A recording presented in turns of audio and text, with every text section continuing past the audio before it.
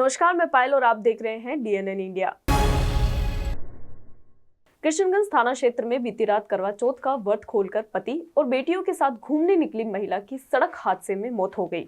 व्रत खोलकर पूरा परिवार घूमने निकला था, जहां मित्तल अस्पताल चौराहा के पास तेज रफ्तार से आ रही बाइक ने स्कूटर को टक्कर मार दी, जिससे स्कूटर पर सवार महिला की मौके पर ही मौत हो गई। किशनगंज थाना क्षेत्र में बीती रात करवा चौथ का व्रत खोलकर पति और बेटियों के साथ घूमने निकली महिला की सड़क हादसे में मौत हो गई, जहाँ बताया जा रहा है कि फायसागर रोड स्थित कीर्ति नगर निवासी मनदीप को रविवार रात को करवा चौथ का व्रत खोलने के बाद अपने पति गुरप्रीत और 2 बेटियां हरलीन व लवलीन के साथ स्कूटर पर घूमने निकली थी। रात करीब 10:30 बजे पूरा परिवार पुष्कर रोड स्थित मित्तल अस्पताल चौराहा पहुंचा। इस दौरान 2 युवक पीछे से तेज रफ्तार में बाइक लेकर आए और उनके स्कूटर को टक्कर मार दी। टक्कर लगते ही पूरा परिवार स्कूटर से नीचे गिर गया। इस दौरान मनदीप की गर्दन बाइक के पहिए और मडगार्ड के बीच में फंस गई। मनदीप के पति गुरप्रीत सिंह और दोनों बेटियों को भी चोटें आई हैं। मौके पर मौजूद लोगों ने पहिए और मडगार्ड में फंसी मनदीप की गर्दन को बड़ी मुश्किल से बाहर निकाला और मित्तल अस्पताल पहुंचाया, जहां डॉक्टर ने उसे मृत घोषित कर दिया। पुलिस ने मामला दर्ज कर आगे की जाँच शुरू कर दी है। भैया मैं तो यहाँ पे मेरी एम्बुलेंस चलती है, तो मैं गेट पे खड़ा था। इधर से यहाँ पे स्कूटी आ रही थी, स्कूटी पे जेंट्स थे, 2 बच्चियाँ थी और एक लेडी थी।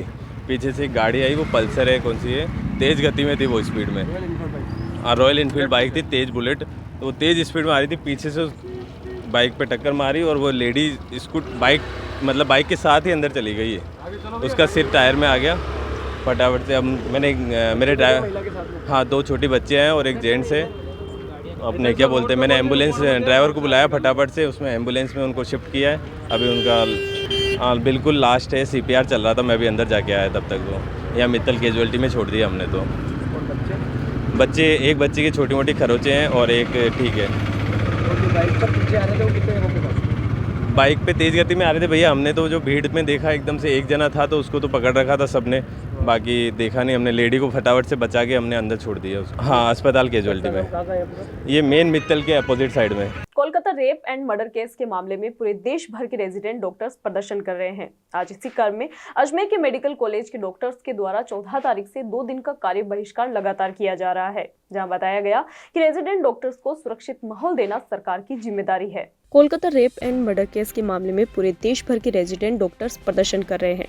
इसी क्रम में अजमेर के मेडिकल कॉलेज के डॉक्टर्स के द्वारा 14 तारीख से 2 दिन का लगातार कार्य बहिष्कार किया जा रहा है, जहां बताया गया कि रेजिडेंट डॉक्टर्स को सुरक्षित माहौल देना सरकार की जिम्मेदारी है। डॉक्टर्स जनता की सेवा के लिए हर समय तत्पर रहता है, उसकी सुरक्षा की जिम्मेदारी सरकार को उठानी चाहिए, ताकि सभी डॉक्टर्स सुरक्षित माहौल में रहकर और अधिक बेहतर ढंग से अपना काम कर सके, जहां सभी स्टूडेंट पढ़ने लिखने व सीखने आते हैं।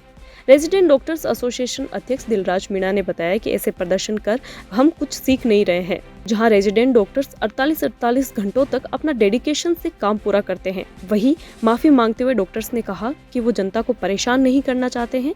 पिछले कुछ समय से अस्पताल में मेडिकल सेवाएं जारी है, सरकार को अपनी जिम्मेदारी निभानी चाहिए और हमारी मांगे समय पर पूरी करनी चाहिए। पाकिस्तान में सभी जगह जो रेजिडेंट ने पूर्ण कार्य बहिष्कार किया, उसका दूसरा दिन है। अजमेर मेडिकल कॉलेज के रेजिडेंट भी उसी मुहिम में शामिल है।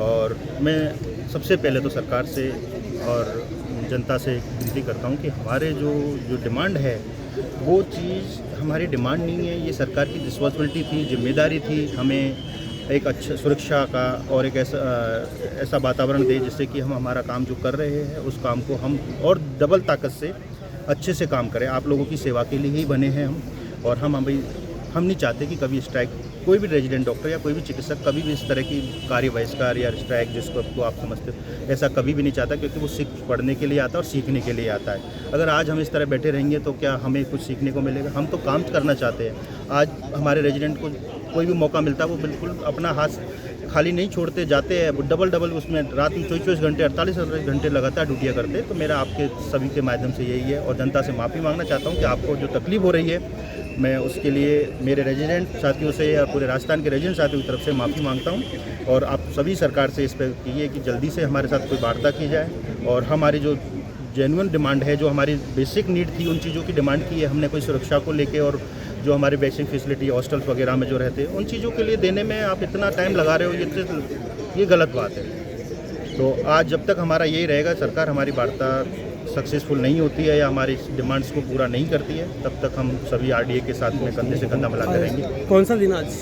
आज इस तरह तो कंप्लीट का तो सेकंड डे है और टोटल मिला के हमारा ये 14 डेज हो गया। मतलब अजमेर मेडिकल कॉलेज 14 तारीख से लगातार 2 घंटे के कार्य बहिष्कार करता है, क्योंकि हमने हमारी जनता को परेशानी नहीं हो, इसलिए 8-10 दिन तक हम बिल्कुल अपनी। पुलिस शहीद दिवस के मौके पर अजमेर डीआईजी ओम प्रकाश के निर्देशन पर पुलिस लाइन में पुलिस सेवा कार्यों में अपने प्राण न्यौछावर करने वाले पुलिस शहीदों को श्रद्धांजलि अर्पित कार्यक्रम का आयोजन किया गया, जिसके चलते अजमेर पुलिस अधीक्षक वंदिता राणा द्वारा शहीदों को श्रद्धांजलि अर्पित की गई। पूरे देश भर में पुलिस शहीद दिवस मनाया जा रहा है, जहां आज इसी के तहत पुलिस शहीद दिवस के मौके पर अजमेर डीआईजी ओम प्रकाश के निर्देशन पर पुलिस लाइन में पुलिस सेवा कार्यों में अपने प्राण न्यौछावर करने वाले पुलिस शहीदों को श्रद्धांजलि अर्पित कार्यक्रम का आयोजन किया गया, जिसके चलते अजमेर पुलिस अधीक्षक वंदिता राणा द्वारा शहीदों को श्रद्धांजलि अर्पित की गई। साथ ही शहीदों के नाम पढ़ने के साथ ही मौन रखा गया व सलामी दी गई। वहीं इस अवसर पर पुलिस कार्यालय अस्पताल में रक्तदान शिविर का भी आयोजन किया गया। वहीं शहीद दिवस के तहत रक्तदान, वृक्षारोपण व शोक परेड के कार्यक्रम भी आयोजित किए गए। आज 21 अक्टूबर को पुलिस शहीद दिवस के रूप में मनाया जाता है। इस दिन जो भी पुलिस वाले देश की रक्षा करते हुए अपनी इंटरनल सिक्योरिटी को, लॉ एंड ऑर्डर को मेंटेन करते हुए अपनी जान गंवाई है, उनको श्रद्धांजलि अर्पित की जाती है और उनके नाम पढ़े जाते हैं, उनके लिए मौन रखा जाता है और उनको सलामी दी जाती है। यही कार्यक्रम आज पुलिस लाइन में किया गया डीआईजी साहब के निर्देशन में। हाँ, रक्तदान शिविर का भी आयोजन किया गया, जिसमें हमारे पुलिस वालों ने, जो हमारी पुलिस लाइन में अस्पताल है, उस अस्पताल के अंदर रक्तदान किया। पौधे भी लगाए 2 बिल्कुल वृक्षारोपण, रक्तदान और परेड, शोक परेड, इन तीनों कार्यक्रमों का आयोजन किया। अजमेर नगर निगम में भ्रष्टाचार और मिलीभगत के विरोध में नगर निगम पार्षद गजेंद्र सिंह रलावता के नेतृत्व में कांग्रेस के पार्षदों ने गांधी भवन पर सत्याग्रह करते हुए उचित कार्रवाई की मांग की है। अजमेर नगर निगम में भ्रष्टाचार और मिलीभगत के विरोध में नगर निगम पार्षद गजेंद्र सिंह रलावता के नेतृत्व में कांग्रेस के पार्षदों ने गांधी भवन पर सत्याग्रह करते हुए उचित कार्रवाई की मांग की है। वार्ड संख्या 72 के पार्षद और पूर्व नगर निगम के उपायुक्त गजेंद्र सिंह रलावता ने आरोप लगाया है कि वार्ड 72 में पिछले कुछ महीनों से कुछ भूमाफियाओं द्वारा वार्ड की खाली पड़ी भूमि पर अवैध कब्जा कर नगर निगम से आवासीय नक्शा बनवा लिया गया, जिसकी जानकारी के बाद शिकायत की गई, जिसकी जांच पर पता लगा कि जमीन सरकारी है। वहीं शिकायत के बाद नक्शा निरस्त तो कर दिया गया, परंतु उस जमीन का अवैध कब्जा नहीं हटाया गया, जिसके बाद रलावता ने कलेक्टर समेत नगर निगम सहित कई अधिकारियों को समस्या से अवगत भी करवाया, परंतु किसी तरह की कोई कार्रवाई नहीं की गई, जिसके चलते रलावता ने प्रदर्शन करते हुए मांग की है कि सरकारी भूमि से अवैध कब्जा हटाया जाए। वहीं जिस आवेदक ने जाली दस्तावेज प्रस्तुत कर नगर निगम से मानचित्र स्वीकृत करवाया है, उसके विरुद्ध नगर निगम द्वारा एफआईआर तथा निगम का अधिकृत नक्शा नवीस जिसने भूमि पर मानचित्र अनुमोदित किया है, उसका रजिस्ट्रेशन निरस्त करते हुए उसे ब्लैक लिस्टेड किया जाए। रलावता ने कहा कि वह जमीन करीब 2 करोड़ के आसपास की है, यदि हो सके तो उस जमीन पर सामुदायिक भवन बनवा दिया जाए। वहीं कहा कि जमीन से या तो अवैध कब्जा हटाया जाए या उन्हें क्लीन चिट दे दी जाए।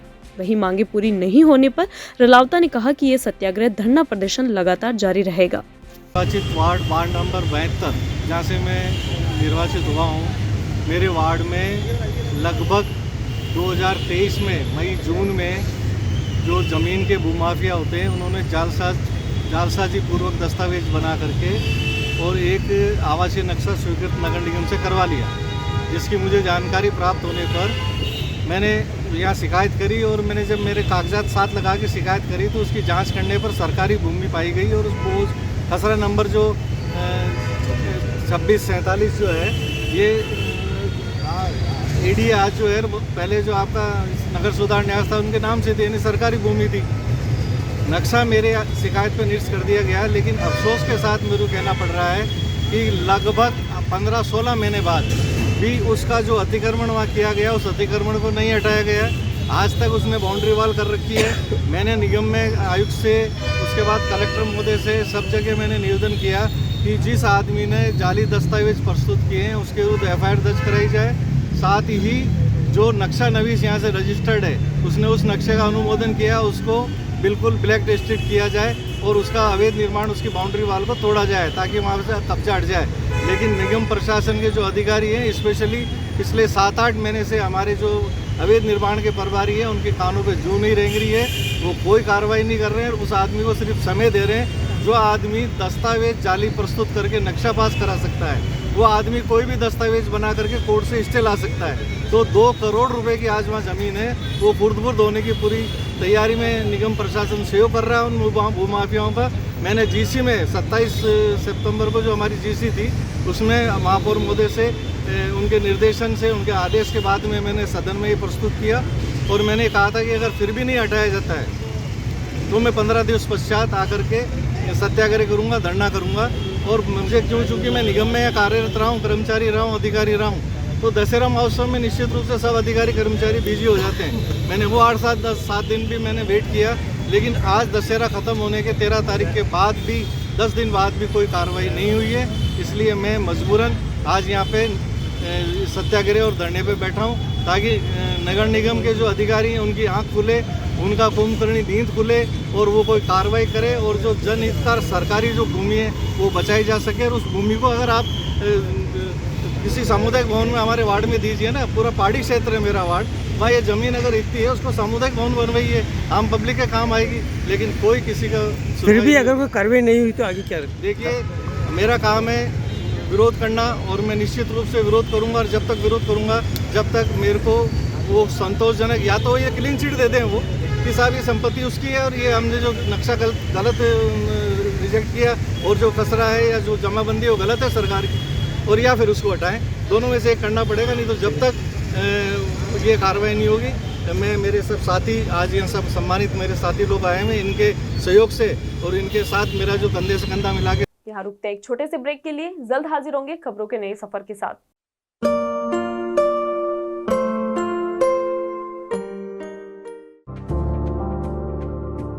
Are you not excited?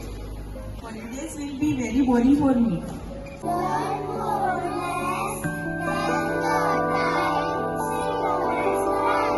And off for visiting black rice and sugar. This black rice has a very unique flavor.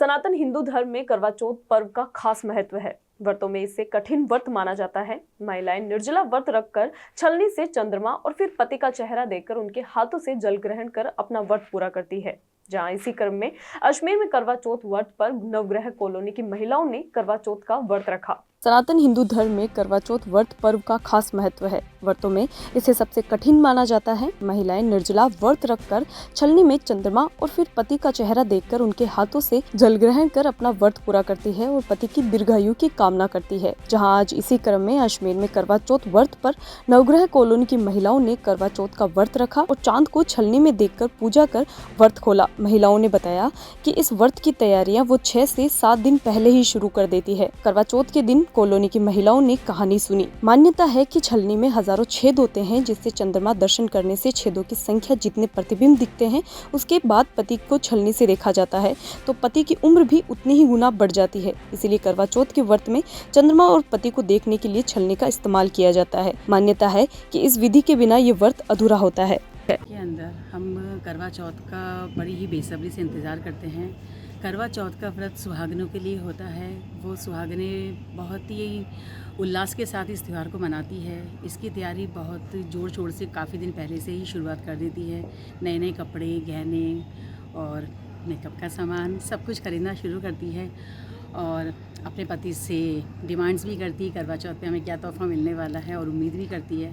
सासू के द्वारा सरगी भी मिली जाती है और हम शाम के टाइम कहानी सुनकर चौथ माता की पूजा करते हैं। फिर रात के टाइम कहानी चौथ माता की कहानी होती है। उसके अंदर एक बहन भाई का प्यार दिखाया गया है कि भाई अपनी बहन के बिना कभी खाना नहीं खाते हैं। जब एक दिन बहन का व्रत होता है, वो कहती है मेरा करवा चौथ का व्रत है, मैं भी खाना नहीं खाऊंगी, तो उसके भाई उसको नकली चांद दिखा के उसका व्रत उड़वा देते हैं। तो कैसे चौथ माता उस पर कोपित होती है और उनको मनाने के लिए क्या क्या यत्न करे जाते हैं, उसके ऊपर पूरी हमारे कहानी कहते हैं। और हम कोशिश करते हैं कि हमारा जो व्रत है वो बहुत ही सफलतापूर्वक रहे, कि इसमें किसी प्रकार का कोई विघ्न ना आए। की करवा चौथ को मना रहे हैं। इस त्यौहार को सारी सुहागनें बड़ी ही धूमधाम से मनाती हैं। इस दिन सब सुहागनें अपने पति की लंबी उम्र की कामना करती हैं और सुबह से निर्जल व्रत करके उनकी लंबी उम्र के लिए कामना करती हैं और उनको इस दिन अपनी सासू जो द्वारा और अपने पति के द्वारा ढेर सारे तोहफे दिए जाते हैं और ये त्यौहार बहुत बरसों से मनाया जा रहा है और इसकी सुहागनों के अंदर एक बहुत ही उनके अंदर जोश रहता है आज के दिन को लेकर। हम महिलाएं अपने लिए श्रृंगार के सामानों को एकत्रित करने लगते हैं। हम हमारे लिए नए साड़ियाँ नए बेस लाते हैं और पूरे गहनों के साथ और पूरे साज श्रृंगार के साथ हम लोग इस त्योहार। दीपावली के पर्व पर संभाग के सबसे बड़े अस्पताल जय लेन में रिपेयरिंग के काम को देखते हुए अस्पताल के अधीक्षक अरविंद खरे ने अस्पताल का निरीक्षण किया। दीपावली के पर्व पर संभाग के सबसे बड़े अस्पताल जवाहरलाल नेहरू में रिपेयरिंग के काम को देखते हुए अस्पताल के अधीक्षक अरविंद खरे ने अस्पताल का निरीक्षण किया और बताया कि राज्य सरकार की मंशा के आधार पर शहर के सभी सरकारी कार्यालय व अस्पतालों को दीपावली के अवसर पर चमचमाया जाएगा। इसी के तहत अस्पताल में फॉल सीलिंग टूट फूट को रिपेयर करने के चलते निरीक्षण किया गया। बताया कि दिवाली के पहले रिपेयरिंग का काम पूरा करा दिया जाएगा जिससे कि मरीजों को किसी तरह की कोई समस्या का सामना न करना पड़े। वहीं अधीक्षक ने बताया कि अस्पताल में 1400 से 1500 बेड हैं, 5000 से 6000 तक ओपीडी है और मौसमी बीमारियों को भी अस्पताल पूरी तरीके से टैकल कर रहा है। वहीं अस्पताल में सीमित संसाधनों की वजह से भामाशाहों से अधीक्षक ने अपील की कि ज्यादा से ज्यादा संख्या में आए और अपना योगदान देवे। वहीं बताया कि पिछले दिनों स्टेट बैंक ऑफ इंडिया की ओर से 4 लाख की लागत से वाटर कूलर की व्यवस्था मरीजों के लिए की गई थी। राज्य सरकार की मंशा है कि दिवाली से पूर्व पूरे जो सरकारी भवन है वो भी चमचमाए। उस संदर्भ में हमने यहाँ पर अभी निरीक्षण किया है और यहाँ पे जो भी टूट फूट मरम्मत फॉल सीलिंग कई काम हैं जो कि अभी कई दिनों से लंबित थे उसको हम कराने का प्रयास कर रहे हैं जो दिवाली से पहले सही हो जाए, जिससे कि कभी मरीज आए तो उसको ऐसा नहीं लगे कि एक टूटा फूटी बिल्डिंग के अंदर आए। तो उसको हम रिपेयर करने का हमने कार्य शुरू कर दिया इसके अंदर से और ये दिवाली से लगभग पूरा हो जाएगा इसके अंदर से। भामाशाहों से कुछ मदद मांगी जा रही कुछ भामाशाहों से भी मदद मांगी जा रही। जवाहरलाल नेहरू चिकित्सालय सरकारी संस्थान है, पूरे ज़िले के और इसके आसपास के एरिया के यहाँ पर मरीज़ आते हैं। यहाँ पर अभी 1400-1500 बेड अपने फुल चल रहे हैं, 5-6 हज़ार मरीजों का ओपीडी है। हर मौसमी बीमारी को टैकल किया जाता है और हमारे संसाधन सीमित हैं। तो मैं भामाशाहों से निवेदन करूँगा कि आप सब आएँ और आकर के यहाँ पर जो भी जिस तरह से भी गोद लेना चाहते हैं, कोई भी बिल्डिंग, कोई भवन, कैजुअल्टी, ICU, कोई भी आप गोद लेना चाहते हैं तो आप उसको गोद ले सकते हैं। अभी इसी संदर्भ में हमारे यहाँ पर जब हीट वेव आई थी आप सबने देखा कि उस समय भामाशाह बहुत आगे आए और 10 लाख रुपए के AC, कूलर, पंखे और chair, water cooler, air cooler, ये इतनी सारी चीज़ें हमें गोद दी। इसके बाद में स्टेट बैंक ऑफ इंडिया ने जो यहाँ पर हमेशा वाटर कूलर की समस्या होती थी पानी की, तो उन्होंने 4 लाख रुपए की कीमत से गार्डन के अंदर CSR एक्टिविटी से उन्होंने चिल्ड वाटर RO प्लांट लगाया, जिससे कि सारे जो मरीज़ के रिश्तेदार उसका फ़ायदा उठा रहे हैं। इसी संदर्भ में हमने एक और कार्य किया कि स्वाभिमान भोज की तरफ से हमारे पास एक प्रस्ताव आया। उस प्रस्ताव के अंदर था कि वो 1 रुपये के अंदर आपको यह भोजन कराना चाहते हैं। राज्य सरकार से अनुमति लेकर के हमने इसके बाद में हमने यहाँ पर इसका MU किया और इस MU करने में उनका निर्माण यहाँ पर अपने OPD के वहाँ शुरू हो गया है। इससे क्या होगा, अस्पताल के जो मरीज़ हैं, उनके जो रिश्तेदार हैं, जिनके पास में अभी हमारे पास में कोई पर्याप्त भोजन की व्यवस्था नहीं कर पाते, तो वहाँ पर वो 1 रुपये दे करके, 1 रुपये इसका मतलब कि उनका स्वाभिमान रहे कि यानी कि हमने कुछ दिया है तो वो भोजन कर सकें। तो इस तरह की कार्रवाई हम कर रहे हैं और हम चाह रहे हैं कि अस्पताल में भामाशाह जो अजमेर के अंदर हैं वो आए और अपना प्रस्ताव दें, हम उसका सह स्वीकार करेंगे। वो अपनी CSR एक्टिविटी से कुछ भी कार्य कराना चाहते हैं, हम उसका अभिवादन करेंगे। धन्यवाद। क्या काम भी ये किसी सरकारी संस्था नहीं, कोई प्राइवेट एजेंसी ही करा रही है, उन्होंने अपनी स्वेच्छा से करा। अजमेर में महर्षि दयानंद सरस्वती महाविद्यालय के 37वें इंटर कॉलेजिएट टूर्नामेंट के तहत दयानंद महाविद्यालय के प्रांगण में 5वीं पुरुष महिला ताइक्वांडो प्रतियोगिता कार्यक्रम का आयोजन हुआ, जिसमें महर्षि दयानंद सरस्वती महाविद्यालय के सरकारी व निजी महाविद्यालयों की विभिन्न टीमों ने भाग लिया। अजमेर में महर्षि दयानंद सरस्वती महाविद्यालय के 37वें इंटर कॉलेजिएट टूर्नामेंट के तहत दयानंद महाविद्यालय के प्रांगण में 5वीं पुरुष महिला ताइक्वांडो प्रतियोगिता कार्यक्रम का आयोजन हुआ, जिसमें महर्षि दयानंद सरस्वती महाविद्यालय की सरकारी व निजी विद्यालयों की विभिन्न टीमों ने भाग लिया। दयानंद सरस्वती में आयोजित ताइक्वांडो प्रतियोगिता में महिला वर्ग प्रतियोगिता में 12 टीमों ने भाग लिया, वहीं दूसरी ओर पुरुष वर्ग प्रतियोगिता में 5 टीमों ने शिरकत की। जहां प्रतियोगिता वेट कैटेगरी पर आधारित है। दयानंद महाविद्यालय के खेल अधिकारी ने मीडिया से वार्ता के दौरान बताया कि ये खेल प्रतियोगिता एक दिन में समाप्त हो जाएगी। खेल अधिकारी ने पहले भी इस बात से सभी को अवगत करवाया कि ताइक्वांडो खेल अजमेर में नया है, जिसकी वजह से ज्यादा टीमों ने इस प्रतियोगिता में भाग नहीं लिया है। दयानंद महाविद्यालय के प्रांगण में आज जिम्नेजियम हॉल के अंदर 5th inter college taekwondo man और वुमेन प्रतियोगिता का आयोजन किया जा रहा है और इसमें महिला वर्ग में लगभग 12 टीमें आई है और पुरुष वर्ग में लगभग 5 टीमें शिरकत कर रही है और वेट कैटेगरी के अनुसार प्रतियोगिता प्रारंभ हो चुकी है। अब तक कब तक चलेंगे सर ये मुझे लगता है संभवतः आज शाम तक ये टूर्नामेंट ख़त्म हो जाना चाहिए, क्योंकि उतनी टीमें नहीं आ पाई जितनी नॉर्मली दूसरे गेमों में आती है और उस वजह से ये एक दिन में ये टूर्नामेंट पूरा हो जाएगा।